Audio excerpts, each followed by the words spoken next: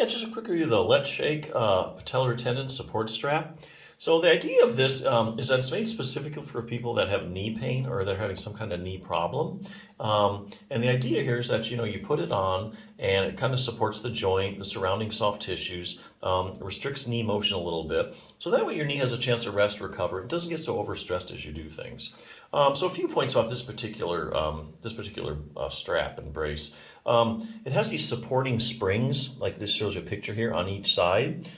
So that gives you a lot of side-to-side stability that you may need. Some people need it like going backwards, but some people need it going side to side if they have that kind of instability in their knee. The other thing is this has two gel strips, like these blue things on the inside right here. So that gives you a little extra, I may probably make it fit a little better over your knee. And it also made of some pretty breathable neoprene, which is important because you're going to wear this thing probably when you're like the most active, like if you play sports or you're outside doing a lot of, gardening or whatever. Thing is, especially in the summer months, you're going to start to sweat, and then the brace is going to pick up sweat, and then after all, it's going to stink, and then you have to worry about washing it and all that kind of rigmarole. So it's best to start out with a highly breathable fabric. So that's really important.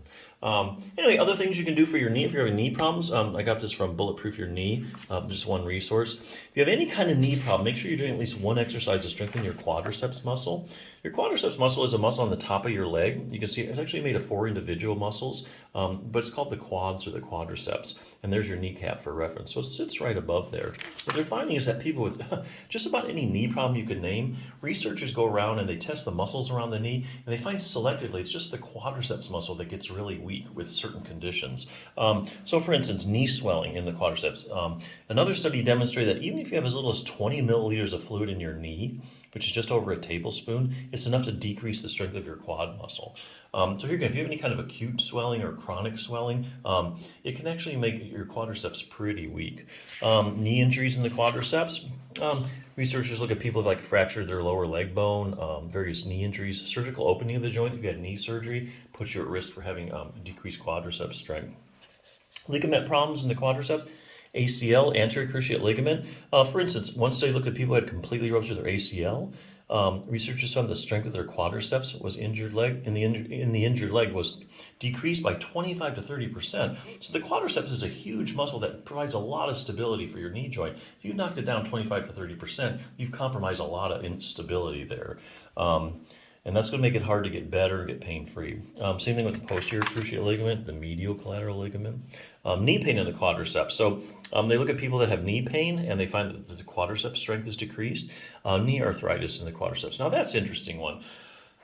Just about every study that I've looked at, if they take people with knee arthritis, they find that they have decreased quad strength. And likewise, there are randomized controlled trials showing that if you take a group of people with knee arthritis, and you strengthen their quadriceps muscle, that their knee pain starts to go away. And likewise, they find that people in these studies with the stronger quadriceps also have they have the least progression of their knee arthritis. So it doesn't advance as quickly. So the stronger your quads, the better off you are all the way around. You have less pain, and it doesn't get bad over time. Patellofemoral pain syndrome. The list just goes on and on. You have any kind of knee problem, definitely make sure you're doing at least one exercise for your quads. Fine-tune control over your knee. Here they're talking about the hip. Sometimes you have knee pain and there's nothing wrong with your knee. There's a problem up at the hip that's causing the knee pain. So for instance, classic case is iliotibial band syndrome. You take a group of people with iliotibial band syndrome, research find that they have unusually weak hip abductors. This is a group of hip muscles over here that keep your pelvis level every time you take a step and bring your leg out to the side. And here again, just like with knee arthritis, take a group of people with iliotibial band syndrome and you strengthen their hip abductors. Guess what? The iliotibial band syndrome goes away. So real interesting stuff. Optimize knee flexibility. We all know that you have to have a knee that bends and straightens sufficiently. A lot of people don't know is that your knee actually rotates. And here's a little test to see if you have that rotation. About the last 10 to 15 degrees of you straightening your leg, your knee actually rotates laterally, okay? And so that's a little accessory motion that you have to have for a fully functioning knee. That's something that you can actually get back. Here they're talking, let's see, increased dynamic knee stability. Here they're talking about proprioception. That's your position sense. So for instance, if I turn the lights out, you would know, you could probably tell me whether your knee is bent or straight, and that's your proprioception. So there are receptors in your joint and your soft tissues, the muscles around the knee, that give your brain a constant feedback as to where your knee is in space. And so what happens is the researchers are testing proprioception with people that have various knee problems, and they find their proprioception is decreased. Now, that doesn't mean they don't know where their knee is. It just means it's not up to where it should be, and that has consequences. For instance, like let's say you step off a curb unexpectedly. You know, when your foot hits the ground, you need to know exactly where it is instantly, so you can contract your quads and stabilize it before it hits the ground, and you jar your knee, you know, or bend it a certain way, or it collapses. So, anyways, other stuff you can work on. But hey, nothing's as quick as putting on a brace. A lot of people say they put it on and their knee pain goes away pretty instantly. So yeah, it's a good brace. Check it out.